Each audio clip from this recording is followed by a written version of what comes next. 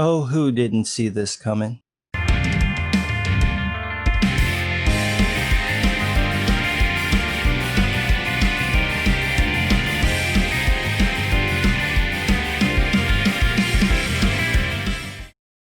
After Dynamite Comics tweeted support for Cecil's comic book cash grab and announced there'd be a crossover cover, all the usual comic book Karens took to Twitter to complain.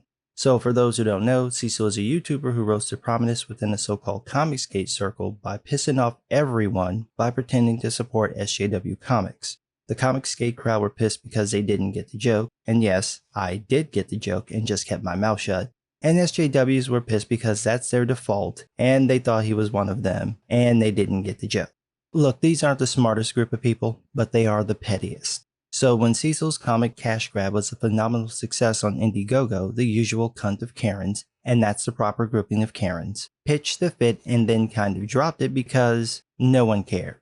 Contrary to everything they've been saying, comics coming out of the so-called Comicsgate community have mostly done well. They've certainly done better than most of the books created by the people criticizing them.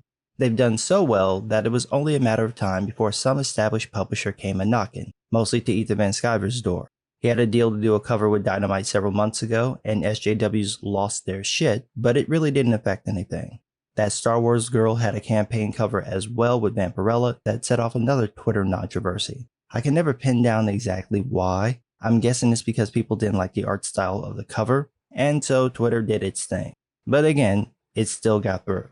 So you'd think Dynamite doing an Indiegogo cover campaign with Cecil would be harmless. But of course, you gotta deal with this petty ass cunt of Karens.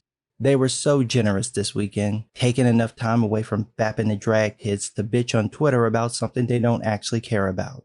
You've got head Karen in charge Gail Simone saying she's not being silent for career reasons. She's not being silent at all. Yes, Gail, tell him. Tell him, Gail. Getting that ass like you do every time another one of your industry friends sexually violate. Oh, wait. You never say a fucking thing when that happens. Or the third male feminist in comics sexually violates another person, Gail Simone sleeps. Dynamite Comics starts an Indiegogo campaign with the YouTuber. Gail Simone can't remain silent. Jesus Christ, woman, you're making the Vatican look like victim advocates. If you could muster up the same outrage when someone sexually abuses another person in the comic book industry, maybe it'd stop. Then again, you are a feminist, and you kind of want that to happen for the narrative, don't you?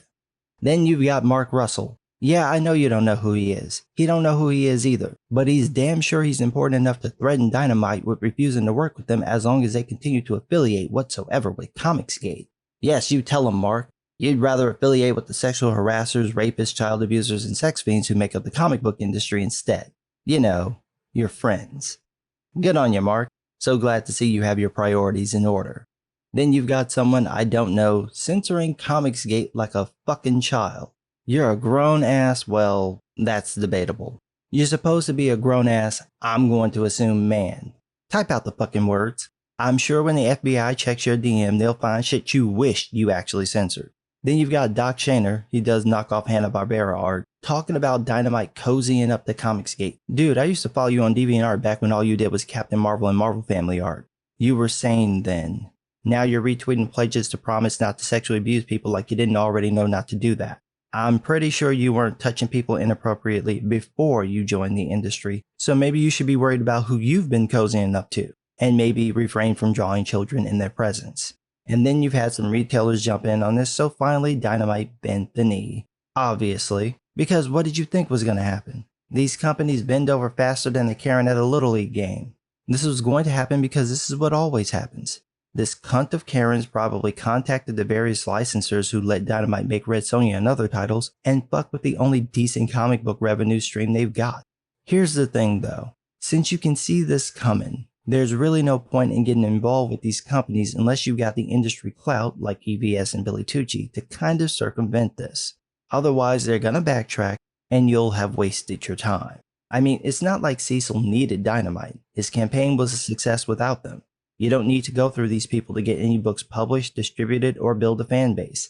That's the beauty of crowdfunding. It strips away the cunt of Karen's power. The other thing though is, y'all have to start using their tactics against them.